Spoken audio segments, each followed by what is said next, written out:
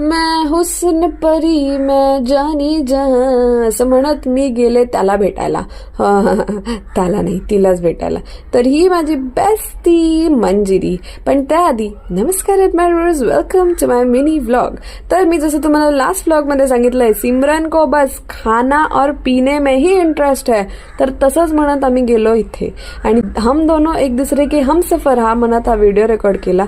एकमेकींची life कशी band वाजवते हे बघून त्याच्यावरतीच आम्ही जोक करून स्वतःच हसलो आणि मग थोडं सेलिब्रेट करायचं म्हटलं तर आम्ही हॉट चॉकलेट मागवलं, कारण ग्रँड मामाज कॅफेमध्ये हॉट चॉकलेट नाही मागवलं तर तुम्ही जेवू द्या.